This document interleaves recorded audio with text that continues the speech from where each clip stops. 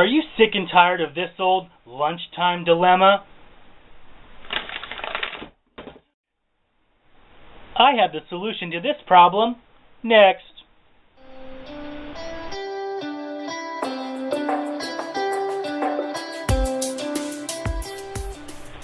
What's up, YouTube?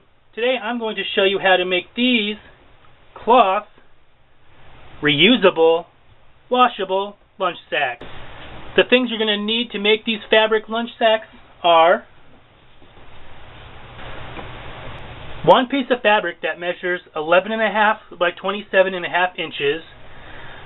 I suggest using a sturdy fabric, like today I'm using this denim, but you could use a canvas material or even oilcloth if you want them to be waterproof.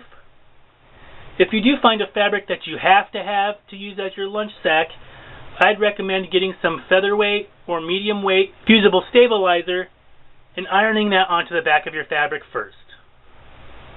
You're also going to need a 3-inch piece of 1/4-inch elastic, one button, and you're also going to need some double fold bias tape, and I have 1/4-inch wide. You'll need a needle and thread to sew on the button, your sewing machine, and today I'll be using my serger, but that's optional. Let's get started. So the first thing I did was go ahead and mark the back of my fabric. Since I'm using denim here, it doesn't really matter which side you use, but just so I don't get confused, I put a couple marks here on the back. Now we're going to sew our bias binding onto the short sides of our fabric. Now if you've never used bias binding before, it kind of looks like this. One fold sticks up farther than the other fold. So what we're going to do with our wrong side of the fabric facing up is you want to open your bias binding, and we want to line up the edge of our bias binding with the edge of our fabric here. And then we're going to sew just on the inside of that first fold. Some people like to do it on the fold, but I just like to go just a little bit over and sew down this side. You want to do that for both sides of our fabric. Now you definitely want to put some kind of pins or clips to help hold your bias tape on, and I like to cut my bias tape wider than the project. This was a scrap piece that I had, so that's why it's so long, but you just want about 1 inch extra on either side, and then we'll clip that off even when we're done sewing it on. Alright guys, and it should look something like this. And you can see that I've done it to both sides here. The next thing you're going to want to do is finger press your bias tape over, and when we flip it, the longer part will go ahead and cover the stitch line that you just made.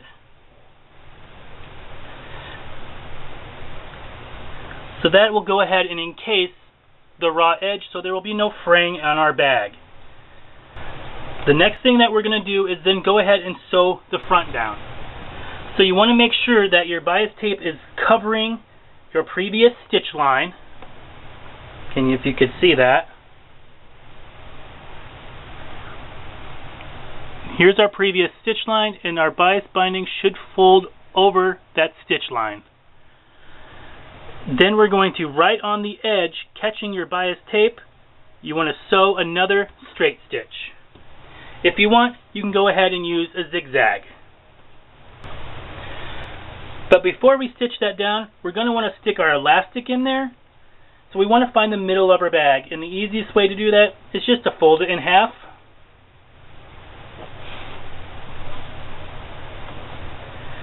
And finger crease it. So then we know where our center point is.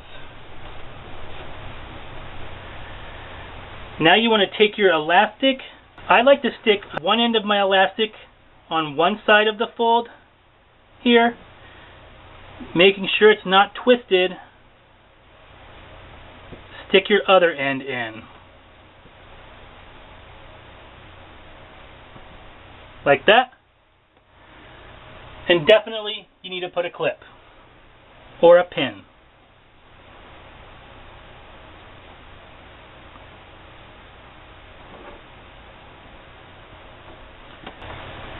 And I'd just like to put a couple more pins here on the sides just to keep my bias tape from having any folds or wrinkles or anything like that.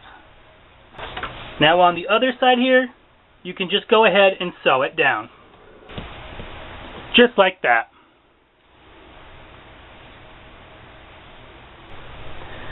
Now we're going to just clip our bias tape even with the sides of our fabric.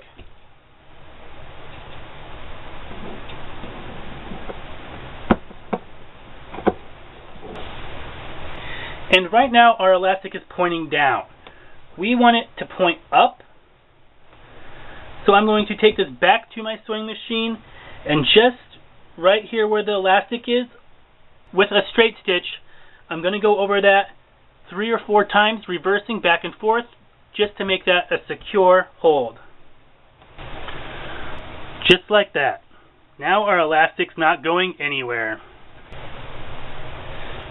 The next thing we're going to do, with the right side of our fabric facing up, we're going to match our bias binding sides together.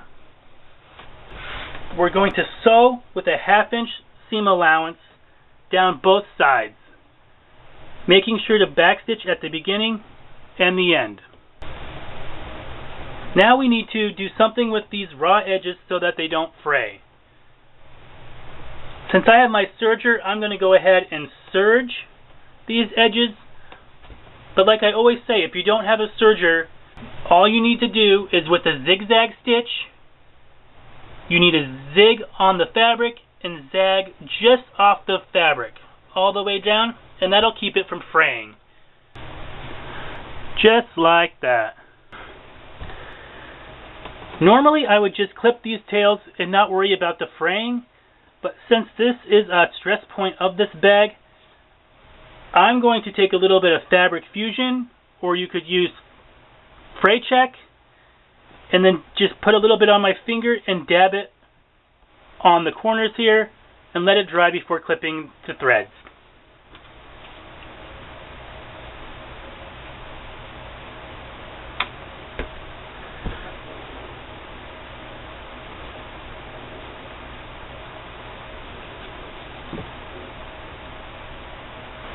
And I'm not going to worry about the threads down here. I just clipped them off. Because the next thing we're going to do is box pleat the corners here. Now I like to take this over to my iron and give it a good press down here so I have a nice hard seam. And that just helps with lining up your box pleats. But you could just finger press it also. So that we're going to open up our bag. And we want to match this seam with our seam at the bottom here. If you just feel where the bottom seam is and match it up with the top seam to line them up. Now from the point, we're going to measure up 2 inches and we're going to draw a line. This line should be about 4 inches wide. Now you just want to do that to the other side. Now we're going to take this back to our sewing machine and we're going to sew right on the line with our straight stitch. And as always, make sure to backstitch at the beginning and the end. Now with your pinking shears, you can just cut this side off, leaving about a 1/4 inch seam. But I'm going to go ahead and just use my serger to cut these off. And then just clip the threads.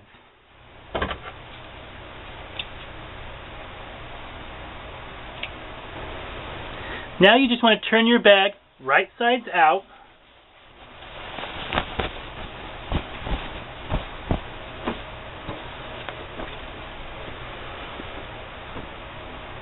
And as you can see, you have a pretty nice lunch bag. But I want this to look like the brown paper lunch sacks. So the next thing we're going to do is we're going to iron some creases into our bag. So on the side of our bag here, I'm going to measure from the side seam over 2 inches, which is right about here, and holding our corner of our box pleat and our 2-inch mark, you just want to pick that up and iron a crease.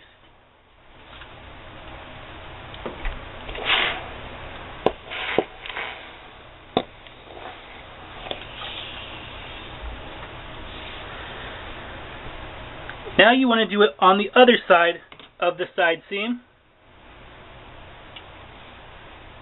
The other corner of our box pleat, pick it up and iron a crease.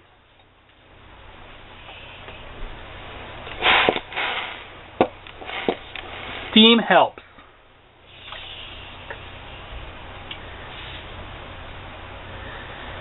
Now we're going to do the same thing to the other side seam. Now you want to push in the side seam and match your 2 folds here on both sides to get it to lay flat. And then you want to take your bottom here and you just want to fold it down and give it a press.